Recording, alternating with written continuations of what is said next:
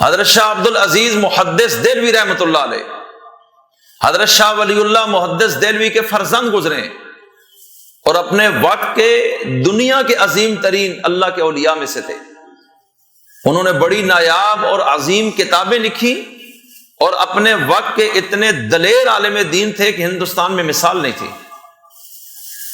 انگریز جب یہاں آیا تو انگریز کے خلاف جہاد کا فتویٰ حضرت شاہ عبد العزیز محدث دہلوی نے دیا تھا، اور اس فتوے کی بنیاد پر ہندوستان میں تحریکیں چلی اور اینڈ پہ جا کے جتنے جہاد ہوئے تو آخر کار یہاں سے انگریز نکلا اور آزادی ملی ان لوگوں کو۔ تو اس میں فتویٰ شاہ عبد العزیز محدث دہلوی کا تھا۔ تو حضرت شاہ عبد العزیز محدث دہلوی جب نماز پڑھانے کے لیے آتے تھے، ان کے حالات میں لکھا ہے، تو ان کے سر پر رومال اس طرح ہوتا تھا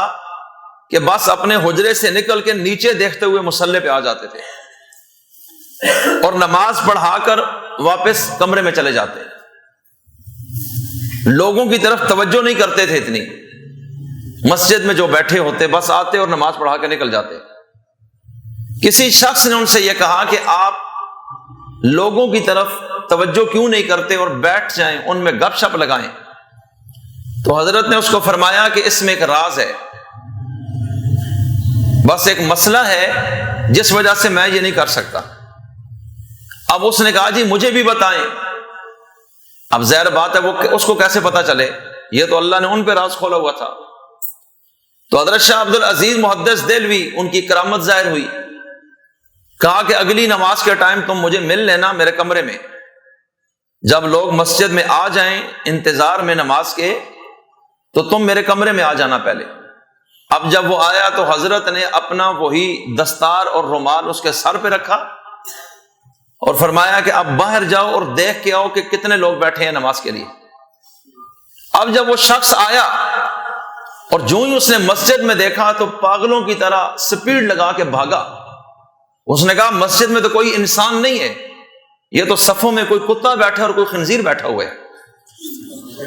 حضرت شاہ عبد العزیز نے کہا کہ یہی تو وہ بات ہے، یہ لوگ جو گناہ کر کے آ رہے ہیں وہ شکلیں اللہ مجھے دکھا رہا ہوتا ہے، اور میں اس لیے نظریں جھکاتا ہوں کہ میرے دل میں ان کے بارے میں کوئی بدگمانی پیدا نہ ہو جائے، لیکن میں کیا کر سکتا ہوں؟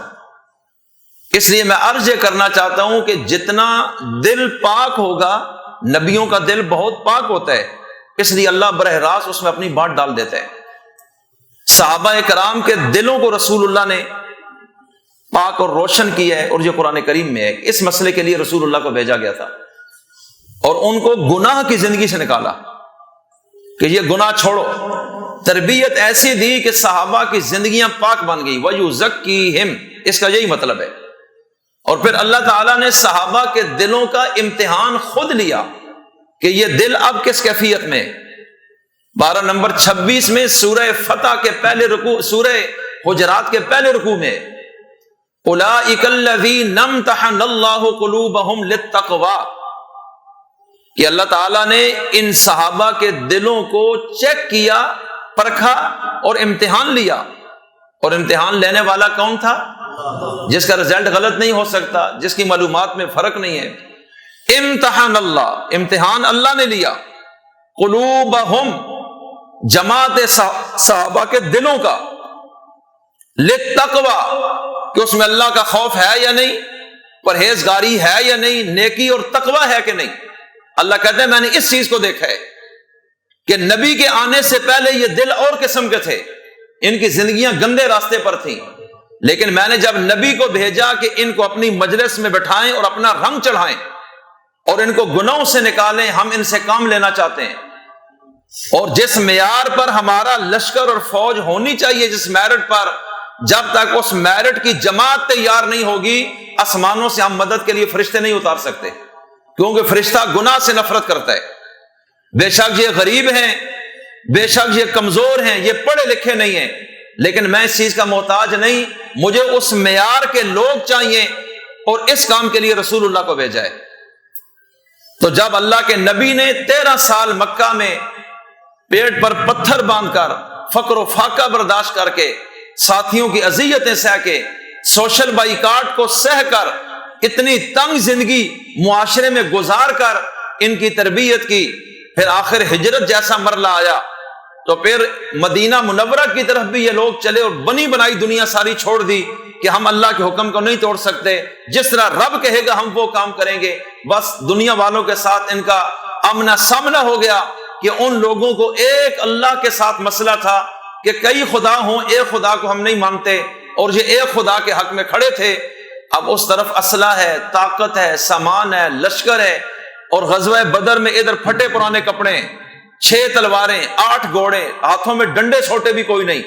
اور 313 ہیں، مقابلے میں 1000 کافر ہے۔ ساری دنیا کہہ رہی ہے کہ یہ لوگ مارے جائیں گے، آج کے بعد یہ زندہ بھی نہیں بچ سکتے، بس یہ ان کا آخری وقت ہے۔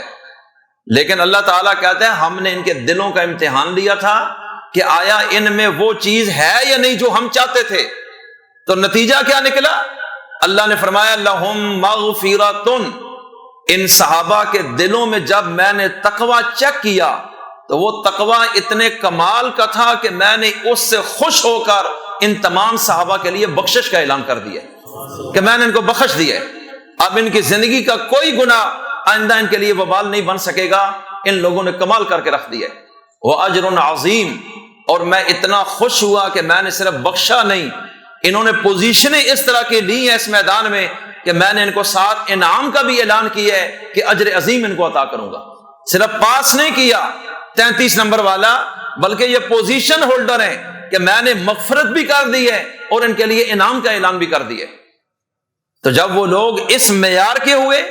تو پھر دنیا کہہ رہی تھی کہ آج قتل ہوں گے سارے، لیکن جب جنگ ہوئی نتیجہ نکلا تو یہی 313 چھائے تھے اور 1000 میدان چھوڑ کے نکل چکا تھا، اور اللہ نے اس وقت بتایا کہ ہمارا وعدہ جھوٹا نہیں ہوتا۔ اس لیے میں آج بھی یہی عرض کرنا چاہتا ہوں کہ اللہ کی مدد آج بھی ہے، طریقہ موجود ہے، اللہ والے بھی دنیا میں موجود ہیں، لیکن ہمارے اندر مسئلہ ہے۔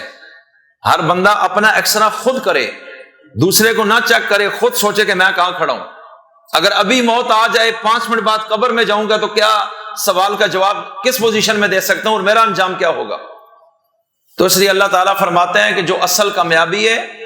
اس کی طرف چلو اور نیکی کے راستے پہ آؤ۔ اور حضرت ابن عباس فرماتے ہیں نبی کریم علیہ السلام نے فرمایا جو گناہ کرتا ہے اللہ تعالیٰ اس کے چہرے پہ کالخ پیدا کرتا ہے، یعنی اس کے چہرے پہ سیاہی آتی ہے، کیونکہ اس کا دل جو ہے وہ روشنی چھوڑ دیتا ہے، اس کا دل کالا ہوتا ہے، وہ داغ لگتے لگتے دل کالے ہو جاتے ہیں، اس کا اثر چہرے پہ آتا ہے۔ فرمایا پھر اللہ اس کا رزق حلال طریقے کا جو اس کو تنگ کرنا شروع کر دیتا ہے، پھر اللہ اس کی جسمانی طاقت میں کمزوری پیدا کرتا ہے۔ اب کتنے لوگ ہیں دنیا میں کہ یہ اتنا امیر ہے لیکن کھا ہی کچھ نہیں سکتا، کسی کو کینسر چمٹا ہوا ہے، کسی کو ایڈز نے پکڑا ہوا ہے، کوئی چل نہیں سک رہا، کوئی بسترے پہ مر رہا ہے، تو اللہ تعالیٰ کہتے ہیں کہ پھر میرے پاس تو بہت سارے اس کے طریقے ہیں، اور تمہیں رسول اللہ یہ بات بتا کر گئے ہیں کہ میں تمہاری جسم کی طاقت کو بھی ختم کر دوں گا، پھر میں تمہارے چہرے کے نور کو بھی اڑا دوں گا، میں تمہارے دل کی روشنی کو بھی ختم کر دوں گا، اور میں پھر دنیا کے اندر اس میں رہتے ہوئے تم سے خود نفرت کروں گا، جس کے نتیجے میں لوگوں کے اندر تمہاری نفرت پیدا ہو جائے گی، معاشرے میں سب کچھ ہوتے ہوئے آپ کی عزت خراب ہو جائے گی۔ اب آپ کہتے ہیں یار ہر چیز الٹ ہو رہی ہے، مولوی صاحب مجھے سمجھ نہیں آتی، کوئی تعویذ وظیفہ دیں، لیکن حالات تو پیچھے کچھ اور ہیں، تعویذ کیا کرے گا یہاں؟ اب اللہ تعالیٰ قرآن کریم میں کیا فرما رہے ہیں؟ مجھے بتائیں بلند آواز سے، قرآن سچا ہے یا جھوٹا ہے؟ تو سورہ حج میں اللہ تعالیٰ نے ایک مختصر جملہ بیان فرمایا ہے، اس کا ترجمہ سنیں اور میں بات ختم کرتا ہوں۔ وَمَن يُهِنِ اللَّهُ فَمَا لَهُ مِن مُكْرِمٍ، اللہ کہتا ہے جسے اللہ ذلیل کرنا چاہے اسے کوئی عزت نہیں دے سکتا، کہ یہ فیصلہ ہم نے کرنا ہے کہ ہم عزت دیں یا ہم ذلیل کریں۔ اللہ کہتا ہے جسے اللہ رسوا کرنا چاہے اس کو کوئی شخص بھی عزت دینے والا نہیں ہے، نہ دے سکتا ہے۔